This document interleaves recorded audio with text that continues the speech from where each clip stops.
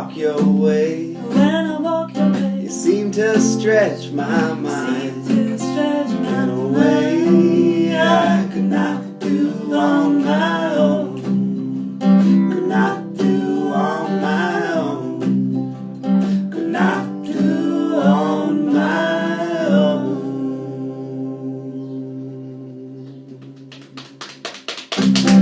Stretch my mind, baby. Yeah. All right, yeah. Happy first anniversary. Yeah. 1 year. 1 year. How many guests has it been, Porridge. Nate? Do you have a count? It's got to be over 200, I'd say. Oh, man. I mean, started with Eleanor from the upcoming Storm. Yeah, she was the first guest. She was the first guest, but I mean, like, when we first started, there were no guests. Yeah. You were just singing to your Porridge, right? What? It was just a kind of like a performance thing you were doing to kind of keep sharp and... Precisely. Yeah, it wasn't like performing anymore, you know? So I needed a reason to get out of bed and perform in the morning and, I don't know, actually to practice performance. Right. You know? So actually I was going online and doing a stream just to play a song and have a bite of porridge before starting my day. Yeah. And when did you realize that this might be a good vehicle for, like, connecting with other people? And was it through the first thing with Eleanor? Was that kind of like... Did it open up your mind and say, "Oh, it's a nice way to have a conversation with someone," or how did that evolve? Yeah, Eleanor, like, she wrote me one day and asked if she wanted to break the oath, like, you know, have porridge with me and just talk over Instagram Live, and then we had a chat for about an hour. It was super awkward. Really? Of course, I'd never really had a conversation with somebody on camera. Right. So like it was a bit awkward for sure. And then another person wanted to do it too. You know, Jalphonse, I think, was the second guest. He asked you, or? Yeah, I think he was like, "Oh, that looks like fun. I want to do it too." And then after that, I was like, "Oh, why don't I just like talk to somebody every morning? Because I was living here by myself. Why not? You know." Yeah. So let's break these oaths real quick before we keep going. You know how to break the oaths, right, Grayson? May the oats bless our souls. Love it. Happy birthday. Happy birthday. Happy birthday, Mr. Porridge. Mr. Porridge. Mm. And the porridge has evolved. Like, I'm gonna be honest, the bowls have changed. Oh yeah. We got a special shout out to BRSG Ceramics. Made these bowls for me. She gave me a set for the show, and then I bought a set to support her.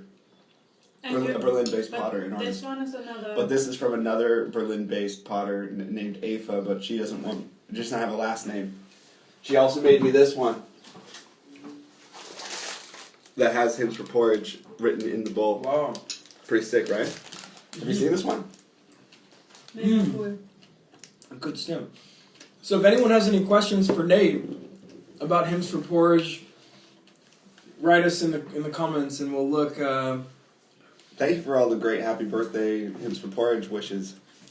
Also, the sponsor, Hymns for Porridge, got a shout out to him. Twisted Nut Peanut Butter, made by Corby. He has sponsored the show for, I guess, like 2 months in. So, also good to have a sponsor. And I put Twisted Nut Peanut Butter every morning in the porridge. Yeah. And you have a song as well. Song about porridge and Peanut here.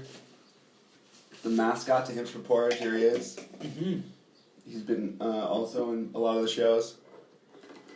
And the Door of Fame over here is lots of things that people have given me over since we started doing the show. The Door of Fame. Here. Yeah, so I started with this sign. And this sign is actually written backwards. It's just like, it's only written that way so you can read it. But then over here, this is from Mary Jo. She gave me this from Prague. Celine gave me this one. Grizzly Bird, my friend from Mittenwald, Costa, Sonny Casey, Beth, Melissa, and Hannah gave me all these great things. So where can people send you memorabilia or? I mean, if anybody wants my address, they can send me a message. But I don't know if I should really just say what my address is on camera. But if you seem okay, I don't mind giving people my address. Universe. So Brian Grayson is going to lead the show today, so I'm going to try not to do it myself. This is gonna be hard. I've never done an internet show, Nate, but You've done an internet show, have you? no. Did I just eat your porridge? No, right? No. So let's bring it back to first lockdown, Nate. April, you were in April 24th. Tübingen, is that right? For a while, and then you came back. Yeah, but that was before Hymns from Porridge ever happened. Yeah, exactly. But that sort of like did that set your because you wanted to get away from the city for a while because you felt like you were locked in the city and you needed some nature, and then you came back and then you were ready to get back to work and to sort of. Yeah, everybody things, kept telling me like Berlin wasn't so bad. It was actually going to be like, it's like great being in Berlin, you know. And then when I got here, it wasn't so great. Yeah. And there wasn't really a whole lot happening. And then I just sort of was isolated in my room for the most part, you know.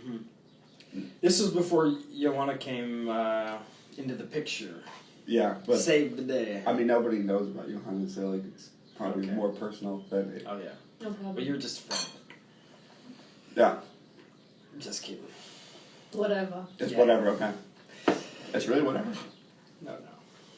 Okay, I don't know.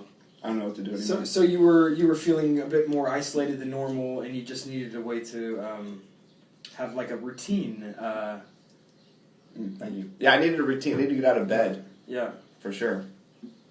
I didn't know Something to get you out of bed. And you've said this before, like just speaking with one person is kind of like enough fulfillment that you get each day, you know? And do you still feel this way even after 1 year of? I mean, of course. I mean, like that's the most natural way you can connect to the human beings is like through like one person, one-on-one contact. You know, it wasn't until we had this technology that we were able to, you know, expand our audience beyond the people that are sharing the space with you. You know, like technically, I should only be able to have breakfast with you two rather, right, 200 years ago. But this technology allows us now to have breakfast with you, but then also have this like, you know, this sort of like another dynamic to the breakfast table where it's like we also are like aware of the fact that there's a camera and there's people watching, and then you have people who are able to give comments and all of these things, and it just changes the dynamic of a conversation and the way that we communicate with people and the intentions that we have when we communicate with other people, because a lot of times it's not necessarily just about connecting to the people sitting at the table, but also sending a message to the people on camera as well. And then whether or not there's other intentions behind that connection, like, oh, I want to get more followers, or I want to have more likes, or I want this show to go viral, and like, but none of those goals have ever been an intention of mine. Like, it's always just been about connecting to the person who wanted to talk to me that morning, and not really anything beyond that. A couple comments here. Traveling with No Regret says, Nate, do you have a favorite episode? Which is the funniest memory you have from the shows? I don't have a favorite episode. I honestly love every single one. I think every single breakfast I've ever had with anybody has been so amazing. What I love about the shows is like sometimes I wake up and I don't really like feel like doing Hymns for Porridge sometimes, you know? Like I'm just like, I could use a day off, or I could use like a day of just like reflection or whatever. And then when I get to the table and I have this porridge in front of me, and Brian Grayson and Johanna Fischer are sitting at the table with me, and we're having a conversation, and it's like, this is amazing, right? It's the real. It's great, you know? It just sort of immediately, it's like healing. I mean, like human connection is a healing interaction, I think, you know? Yeah. We have one more question here. And what's the funniest memory of the show? I've had a lot of funny moments on the show. I mean, I think the first one that comes to mind is Dean is home, asked me to do 50 push-ups with him one morning. Did you do it? Yeah, we did like 50 push-ups on Hymns for Porridge. That was kind of funny. That's the type of friend you need. But if you can make 50 push-ups, why could you dance then yesterday with Karina? True. Yeah, Karina wanted to dance with me yesterday. I just didn't want to have to grab the camera, put it on the floor, you know. But how did you do the push-ups then? You grabbed the camera at and the put time, it on the floor. yeah, at the time, because like I wasn't doing the show in the kitchen at the time.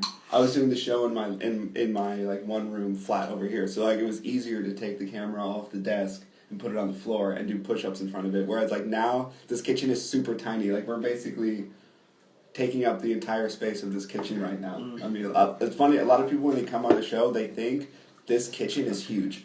Oh really? Yeah, they keep thinking like it goes far beyond. It is huge. The other it goes side. far beyond. Don't you see? Yeah, but I mean, like, there's really a wall right behind the camera. I think people come in here and they always think there's like a lot more space. It's a beach over there. Yeah, it's very tiny, this kitchen. Oh yeah. It's huge. It's like what, 4 square meters? Yeah, but I don't know. I decided to move it back into the kitchen just because I feel like it's the place where people eat, you know. Mm-hmm. But at first it was in the kitchen, and then I moved it into my room, and then I moved it back into the kitchen. And when have you been on the show first? The first time was episode. You've been on the show like 3 times now, right? Yeah, I definitely was on episode 50, but that was the second time. I saw like Maybe. a special episode. No, it was just the 50th episode, but I just remember. By chance. Yeah, it was just by chance. But this is my 4th time. On the show? Yeah. So you are important for the show. Well, This is why you're here now, Exactly. as the special birthday guest. Yep. there's been a couple people who've been on the show a couple times. Me and Johanna now has been on the show twice. Right. Yeah. That's Brian's cool. been on the show a few times. Dean has been on the show a couple times. I got another question from Alex Spencer. That's a good question. What's your favorite episode? Oh, I really don't have a favorite episode, but like, I can't really answer that question. Can you give us just like one? It's not that you're choosing favorites, but just one, like an anecdote that like was, oh, that was a cool moment where I connected with this person. We had, you know, it doesn't mean it's your favorite, but just some special thing that comes to mind. Let me think. I really can't say. I think every episode is super special. Yeah, you know, of like I'm course it sitting is. here with like somebody else every single day, like, Yeah. and I'm not saying that because I don't want to like make somebody feel bad. I really have enjoyed having breakfast with somebody every single day. It's amazing. Yeah, true. I mean, there's a. We're all like everybody's so different, but we all are just like good people. You know, like people are just like not trying to like destroy us or just like I don't know. Sometimes people have like are afraid of people. Like there's so many amazing, wonderful people in a city of we have 4 million people in Berlin. You would think with 4 million people we'd be like killing each other at this point. You know, there'd be like massive fights on the streets. You know, but like we're a pretty peaceful community for the most part. Not to say that it's perfect, but like, what do you guys think? I don't know. Maybe in your bubble. Okay. You don't think it's so peaceful? I don't know. I think it really depends on your perspective. But if you talk to one person every morning, your perception of the peacefulness of Berlin is probably a bit better than from a person who is meeting nobody since weeks or months. That's a good point. So. Yeah, that's a good point.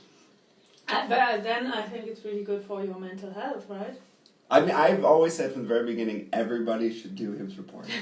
I think everybody should do this. I don't even think this is something that should only belong to me. Like you know, if you did the same thing I did, I'd be like, you stole that or she stole that from me. Like I would not care. But if I would do it, I couldn't watch your show. I don't care. You do it at 10:30 though. It's like the. I mean, like, I always think, like, most important, just connecting to somebody else, you know? Like, I mean, if you did the show, I would watch it as well, but, like, if I had somebody coming over to my house, I would obviously give that person my attention, you know? Like, I just feel like we need to put more, give more space in our lives for the people around us, you know? For the people who we can connect with in real time and space. That's where the magic happens. And not get too lost in this, like, digital world where we're just sort of, like, looking at each other, posting things and not really having an authentic connection where you're really going into a deep conversation about something that's going on, right? I mean, like... Also with a person you don't know. Right. Which is a special thing. Sure. Like being able to like spark a conversation with somebody you don't know, like you said, getting to know them. And like for me, that was also very important from like a musician standpoint, because like a lot of times people know our music or they see the things that we post, but they never have the opportunity to hear how we're like in the context of a conversation, right? And so I kind of like liked being able to showcase that side. I mean, obviously it doesn't like expose the world to everything that person is in their deepest, darkest secrets or anything, or like, but you get an idea of how that person is in real life, and like just feeling comfortable. Yeah, I could talk to that person. That person's approachable, you know. And sort of like having that feeling about the musicians or the artists or even other community members around you, right?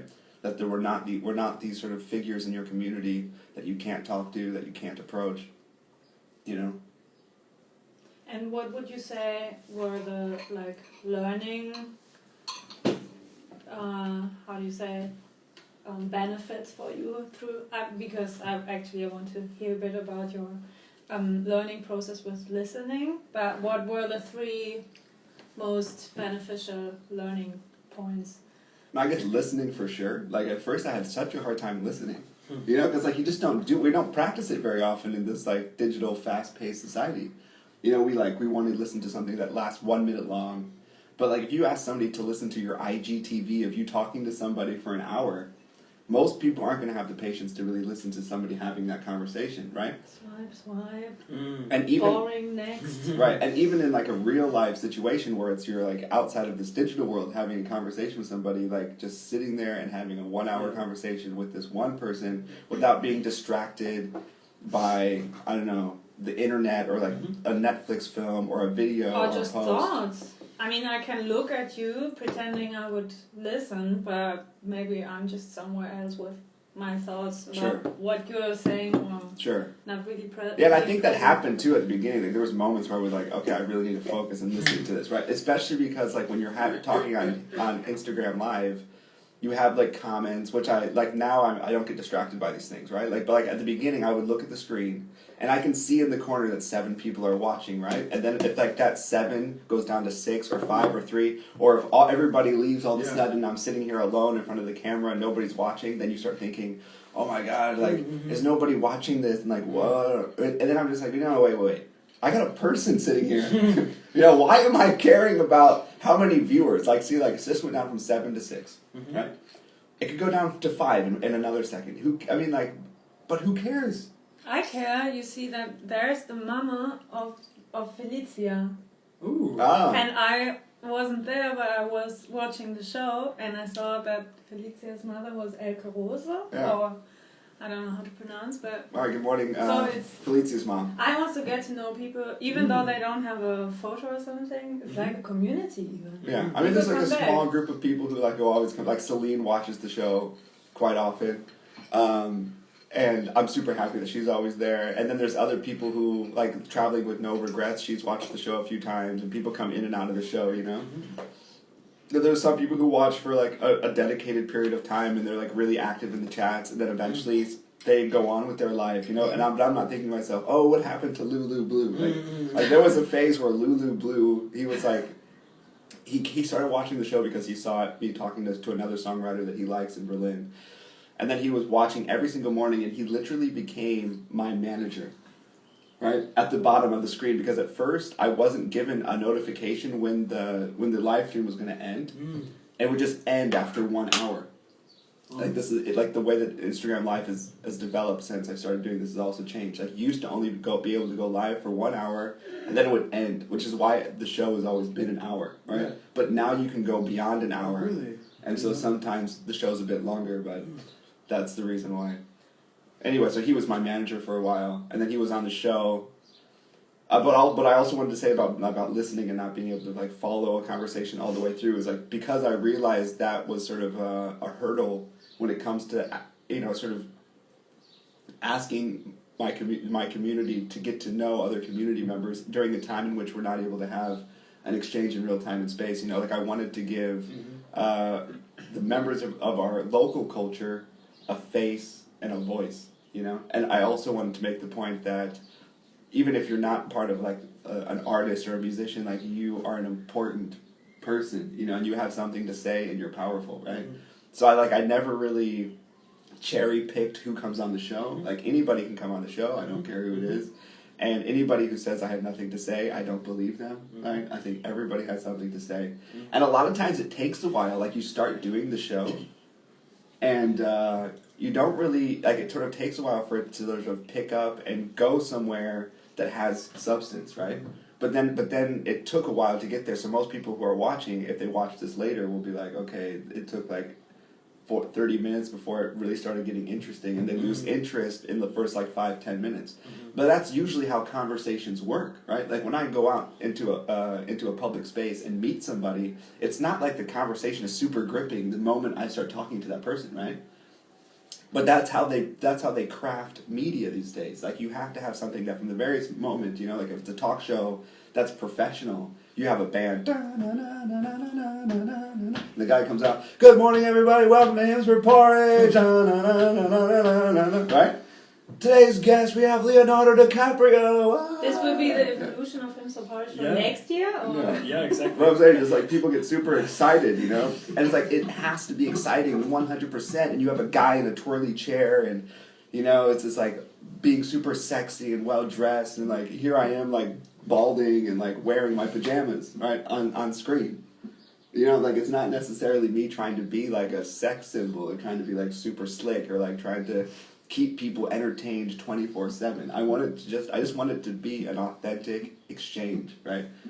Right? It's like you don't need all the fancy shit to communicate with people in your community. So right? this is also something you learned. You also talked about being a bit, how do you say, conscious or cautious? No, about your body movements, your language, your facial expressions, stuff like that. Yeah. So Like also you let go of. Oh, totally, yeah. I actually became I used to wear a hat more often, for example, right? I used to be like, okay, I look better with a hat. I think I oftentimes do look better with a hat, right? Or whatever, right? And then, like, a friend of mine was like, "Why are you wearing a hat? Like, just, like, stop wearing it." I was Who like, was okay. the friend? Baha. A friend of mine is a Syrian refugee. Mm-hmm. And I just sort of started embracing the way that I look a bit more, and the way that I move, and the way that I eat, and the way that I talk, and just sort of stop trying to craft the way that I want to look, and rather just being like, this is how I look, this is how I talk, this is how I am, right? Yeah. And I guess it took a while. So you don't want to make a show. No. You make a show which is not a show. I mean, like, anytime that a musician is performing, you put on your performance mode,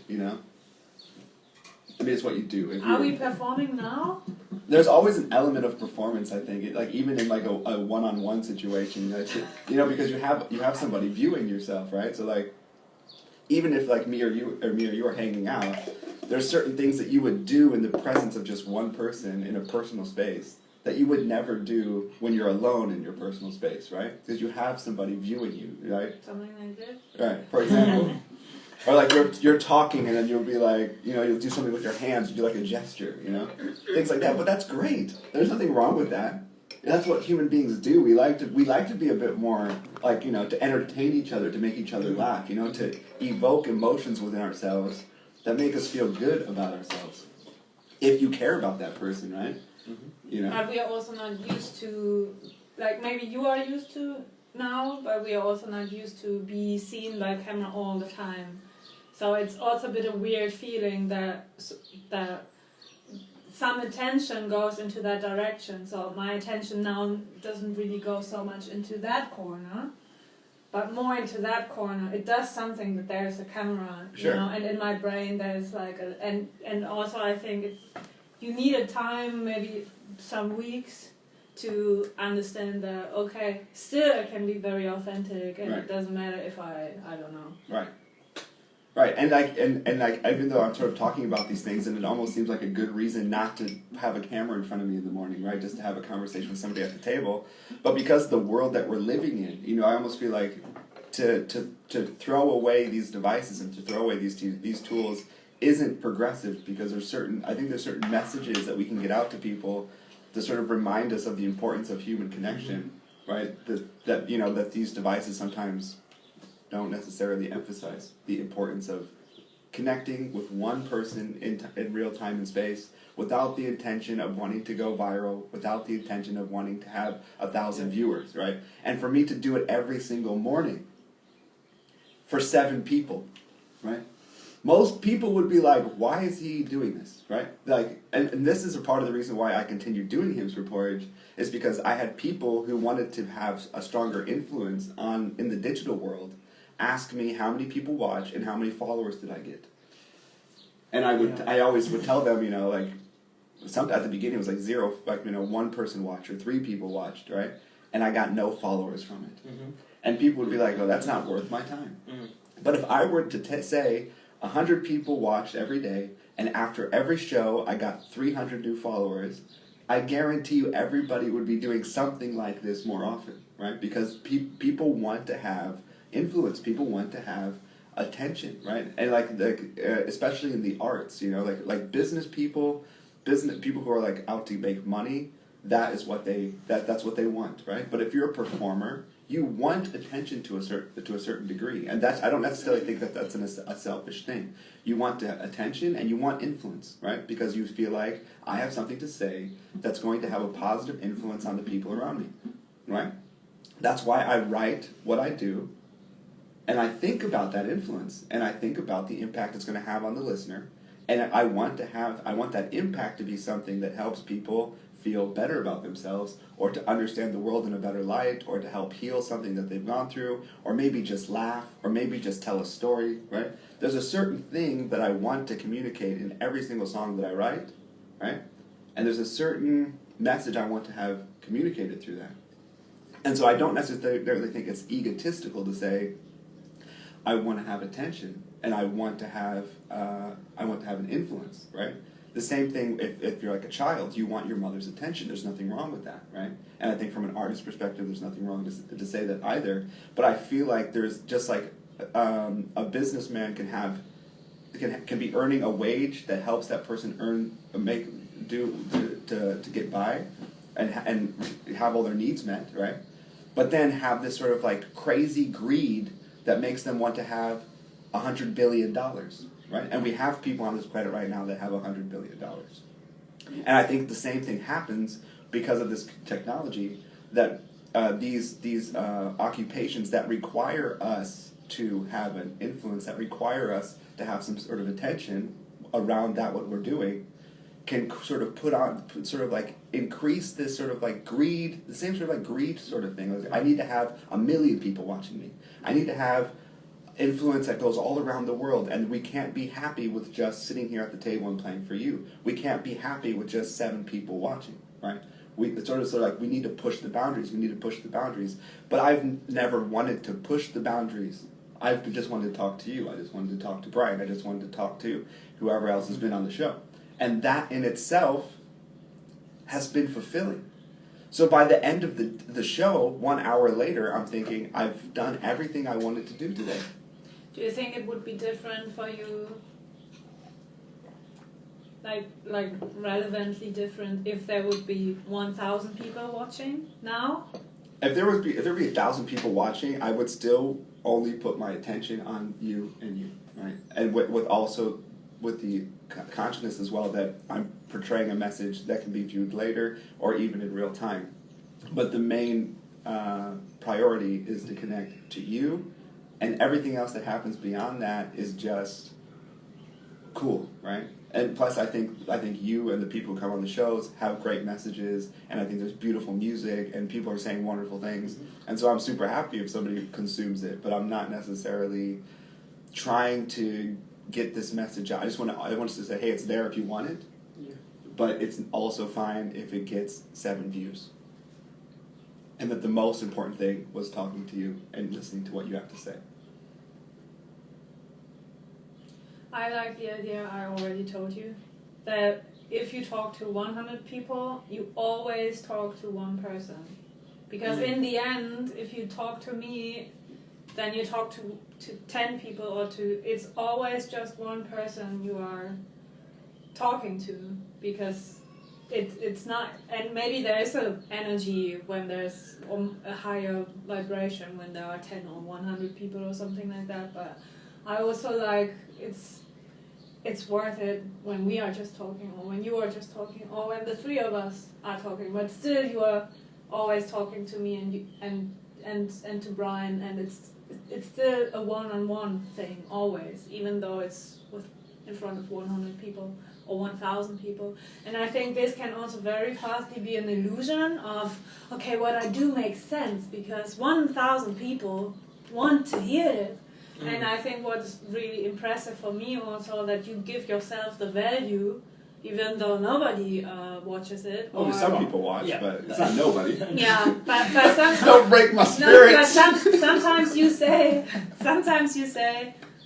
actually, what I did today, nobody cared, but I care, you know, that you value yourself and that you value what you're doing and that you have respect for your work and that you love what you do, and it doesn't matter so much how it's perceived. So it's more that you're doing it, and it's great when I mean, think about all the people that you've met in this last year, you know? The countless artists and people from all different walks of life, and how much you've evolved as a person from having these deep conversations with people. And, like, that for me is so valuable, you know, for someone to be building this network of community members and friends. And he knows 200. yeah, He spoke to 200 mostly musicians of Berlin. How great! yeah, is that? exactly. You know, and I mean, at the end of the day, you know, people who watch it are gonna be not only entertained, but they're gonna, you know, learn something about a new person, and they're gonna discover, you know, situations in the city that are going on. And it's also like connecting other people around your show, because I realize that there are people that come on your show that I knew that I didn't knew you. And I was like, hey, you were on Nate's show.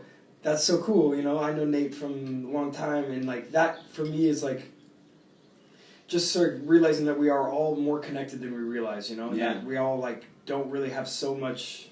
We're really just one link away from each other, and like we I mean, when we are able to meet in public, it'll be, I think we'll have a stronger bond through, especially these shows that you put on, and you'll go out in public and be more connected. Yeah, but what I'd like to say to that is, like, before I was doing Hymns for Porridge, I was still connecting to community members and sort of like, I think ever since I started like doing community work and cultural work, community has always been super important to me, and I tend to have a tendency to create communities, right? So like if I'm like doing an event, you doing it every Sunday, and then you start creating a cultural scene around that event, like a jam session, for example, you know, and then the people of that jam session are getting to know each other, and even though you're not getting the recognition for that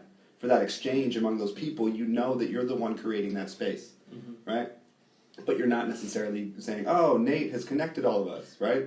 All I did was just create a space and told people to get together, right?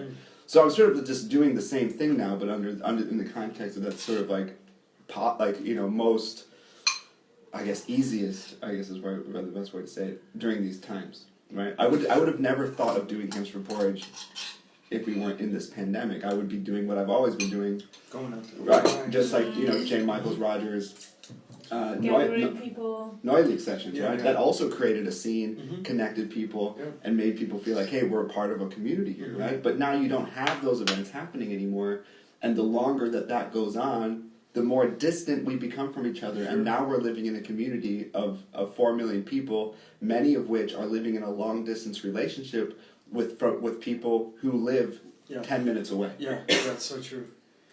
Imagine, you talked to 200 people in the last year, or maybe 250 even, and everybody was here in this kitchen once. So imagine for a second. Well, not everybody, but... Yeah, but also the people on the screen has been here in a way. So everybody I see. somehow is now on this birthday party.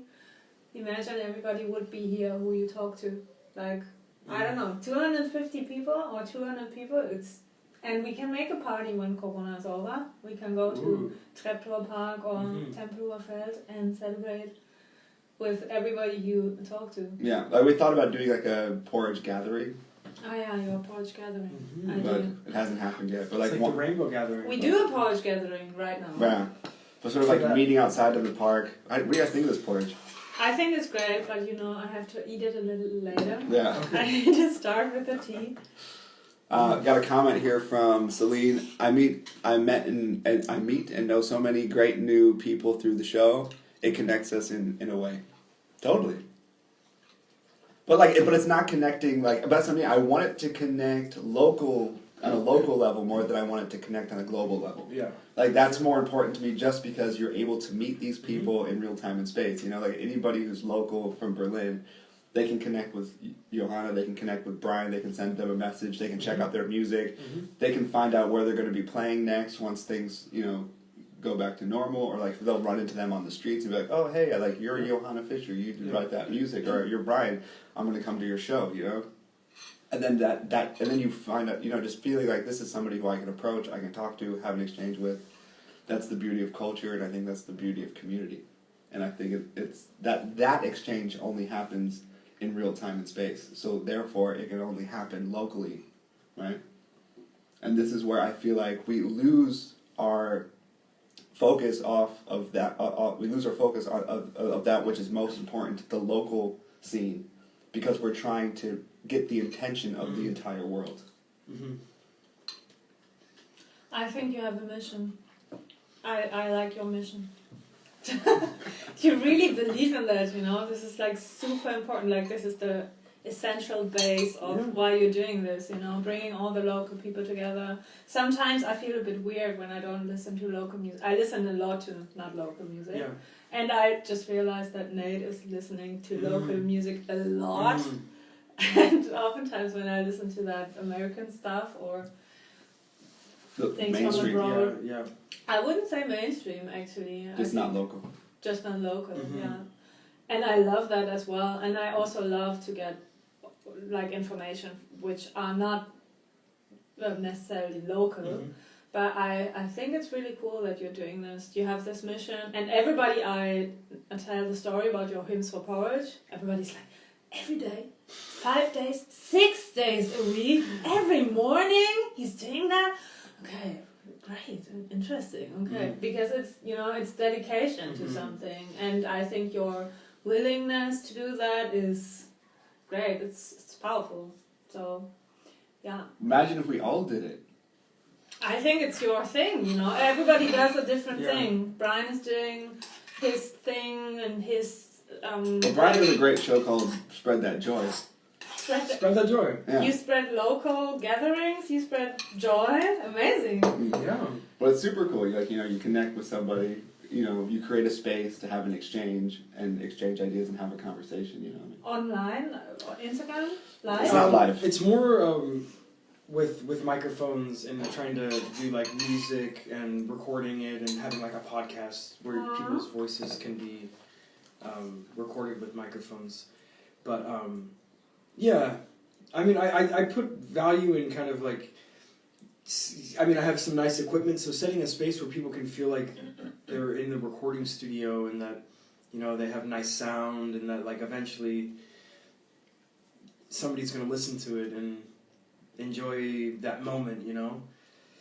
And yeah, that's the goal for that. But I don't think anything can replace the like interactions that I have with people in life and the developing relationships, because like that's something I really value, is like deepening my connections and my friendships, and, you know, building something that feels like family. Because like now that I don't live in Berlin, or now I live in Berlin, I don't live at home, having people that I love as my family is that's really important, because things can happen, you know. It's like we are constantly, you know, feel like we're moving, and, you know, having people that that can root us, that is for me like pretty invaluable. So I want to keep focusing on that through my life. And totally. Yeah. That's why Nate's like my brother. Yeah. Yeah. From another mother. Love this guy. Oh, great. Yeah. Prost. Yeah, cheers to that. Cheers. Cheers. I think we need to give Johanna a hug. I felt like kind of bad. She felt like a bit like excluded there. No, I'm fine. Oh shit. There's nice spilled tea on Brian's pants. Oh gosh. A group hug. Group hug, that's what it's all about. Oh. Super so nice. Good. Yeah, you can't give group hugs on the internet, you know. Really? I mean, you know, like that's what I mean. Like connecting in real time and space. That's where. Are you guys hugging people enough these days? Are you getting enough close contact? I'm not so good with this distance thing. I always think, okay, maybe I should be a bit more in distance with people. Maybe I should take a bit more care. And then I meet someone I really love, and then I'm like, hey, Sana, nice to see you. And then I think, oh shit, Corona. But I don't know. It's just, it's a bit hard for me to not follow my instincts on just hugging someone. Yeah. I love. So it's super strange. Mm. Yeah. I try to be a bit. Now I try to be a bit like with people I really don't know so well. I thought, okay, maybe I don't have to hug everybody, so I maybe can do this or this with people I don't know so much. Mm. Okay. Yeah. I mean, sometimes people like have criticized me from like, here we have it. Mary Jo can't hug us. One day we'll have a group hug, Mary Jo. Celine, yes, I can hug people. Milky Karsima, I'm a hugger and don't stop hugging. Nice. You gotta keep hugging. And we got a virtual hug from Mary Jo with virtual love. Nice. And virtual hug for all of you from Celine. Thank you so much. Virtual hugs. We'll hug ourselves. We're It's hugging, really we're hugging you important, back you know? now. Mental health, you know, just having people come in and be like, oh, hey, how are you? And nice to see you. And I started living with 4 other people recently. And while that has challenges because you lack personal space sometimes and you're kind of like, somebody's problem becomes your problem, I still think in the end it's been a night, because I was living with one person for a long time and it felt like I was alone a lot of the time. And I just feel like, okay, having these daily interactions and these like, sort of feeling like, okay, we're in this together, it makes my life feel like, okay, I'm a bit more supported than before, and so Totally. yeah.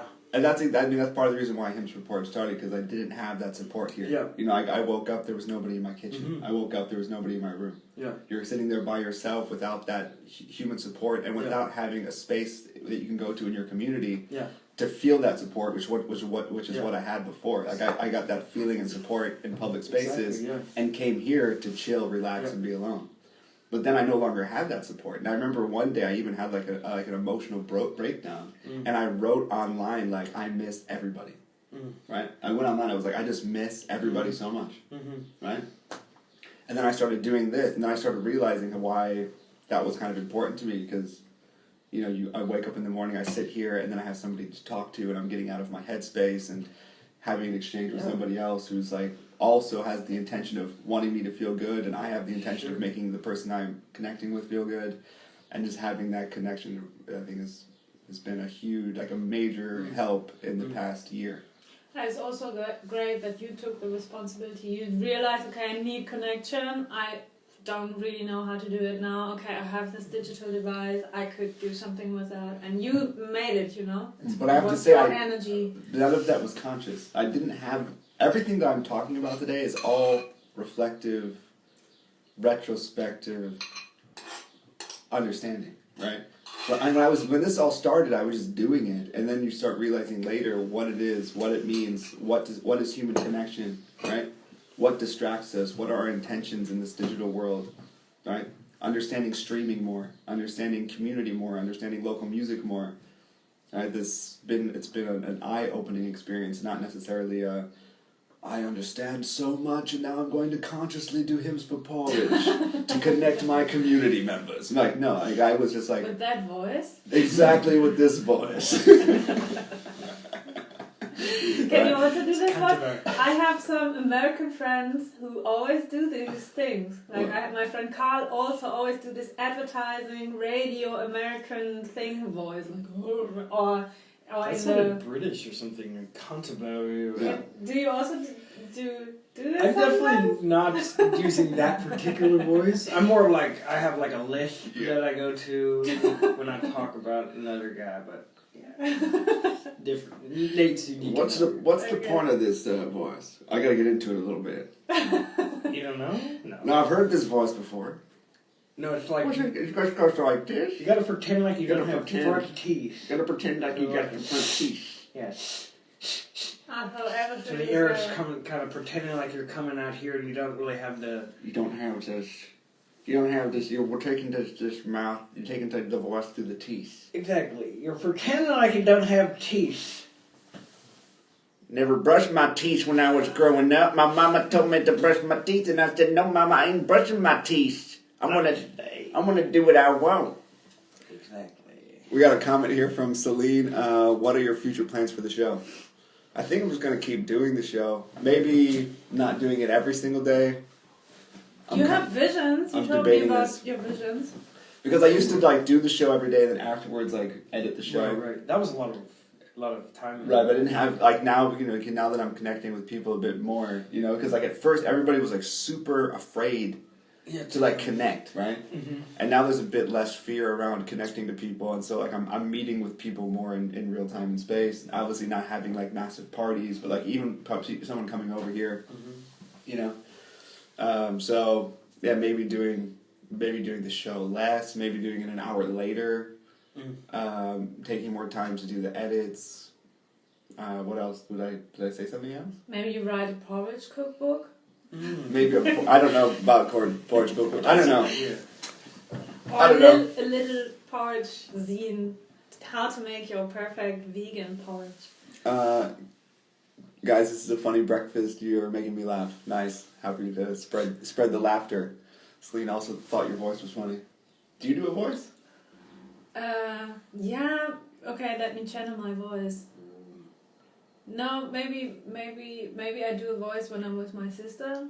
I'm a bit ashamed to do. Okay. Everybody has like a voice, right? Yeah, I mean, there's many voices you can do, but I think it's always if you have to be contrived and like put it on, it lacks the like authenticity than you get when you're just speaking with people and it's normal. Right.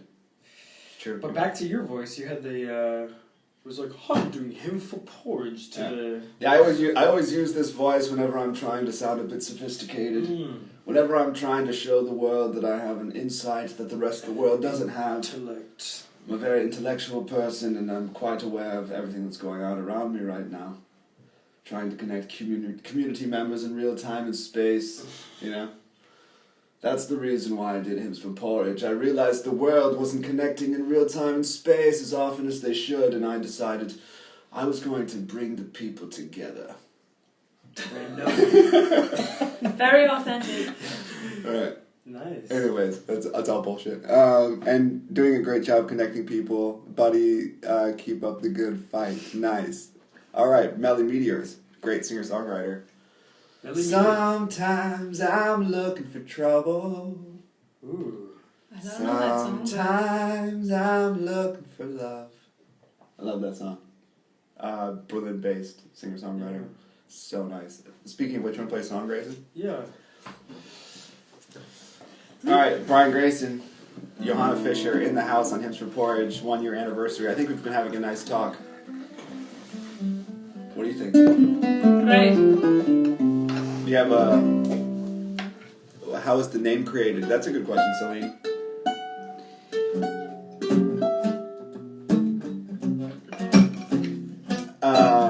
Because I was wanting to play a song for my porridge each morning, and so I initially wanted to just call it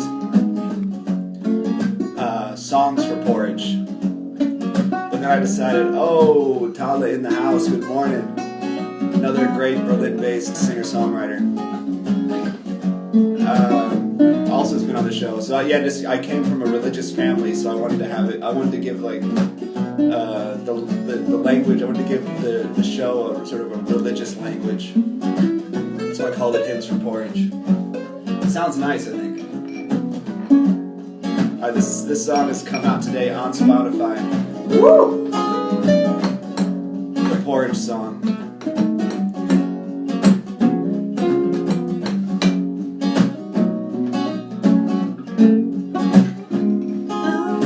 The only thing better than sex is my porridge. You don't believe me? Come on over in the morning.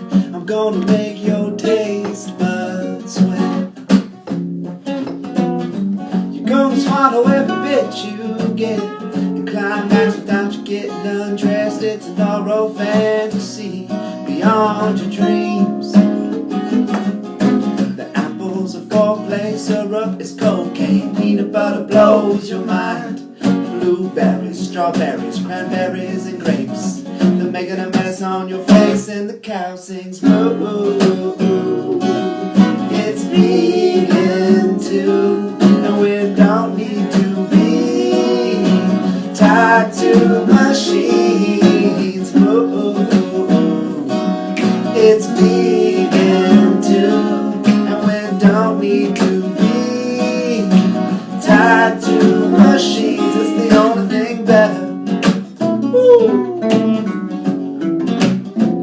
It's the only thing better, baby. Now sometimes I meet people who don't like porridge, and they won't eat it and they say that looks boring. I say that these people, they have never ever tasted love. That's right. So won't you come on over for a meal? I'll give you love that you can taste. You'll feel your body, soul and mind shine brand new. The bananas are tantric, as holy as Sanskrit. Chocolate for your heart chakra. A pinch of pepper is clever, but tell me whatever you need to reach nirvana. And the cow sings moo, moo, moo.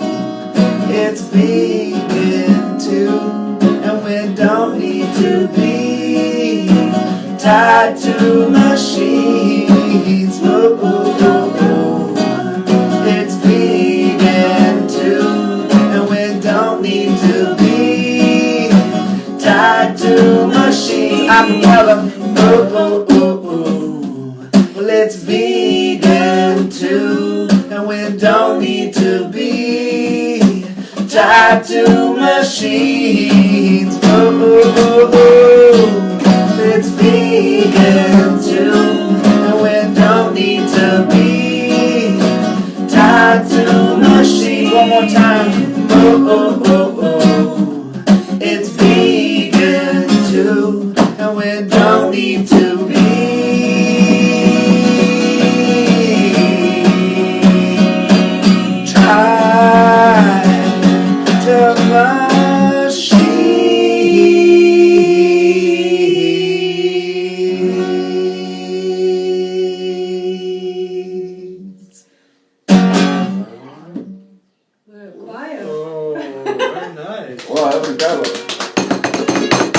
the Porridge song, incredible. All right, what a lovely start into the day. Thank you. Happy release day and have a great day. Thank you. Get out of bed, Mikey. Love it. Have a great day, people. Beautiful from Mary Jo. Great. All right, fantastic. We got any final words or final song? What do you think? final song. Final song? Final song. Any requests for the first anniversary? Anybody? Yeah. Just let us know.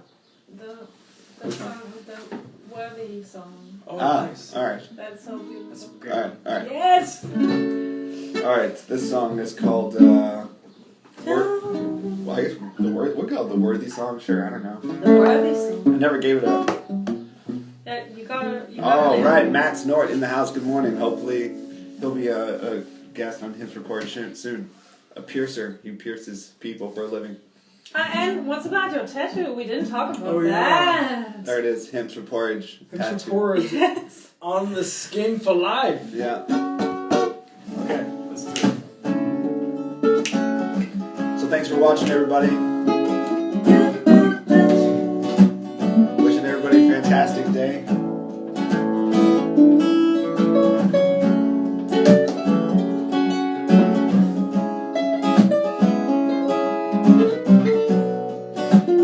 Going to A.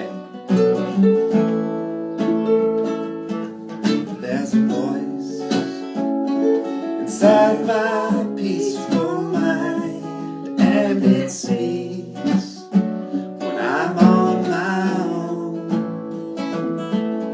and it tells me that I'm still worthy to receive of my dream and love, and you are also worthy to receive of your dream and love, and you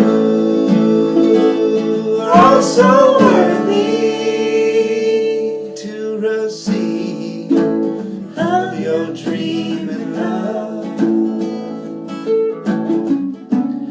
So from the beginning of the show, I've always said great things are said by small people. So hopefully everybody's believing in themselves, like Victor and Busking Berlin and Max remember that. You are also worthy to receive of your dream and love, and you are also worthy to receive of your dreams and love.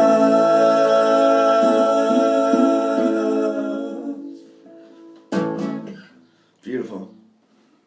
All right, everybody, worthy of your Worthy to receive. of your dream and love, right? All right, thank you everybody for watching Hymns for Porridge. Have a great day, Celine, Mary Jo. Peace and love to you. Charlie with no regrets. Have a great day, Mikey, Cornelius, Busking, Max, and Denise. Fantastic. Thanks for watching, and may the elves bless your soul. And you got a comment here from Mary Jo. Girl, love your voice. Great, Mary Jo. All right. The revolution starts with breakfast. Have a great one. To many more revolutions. Any more breakies?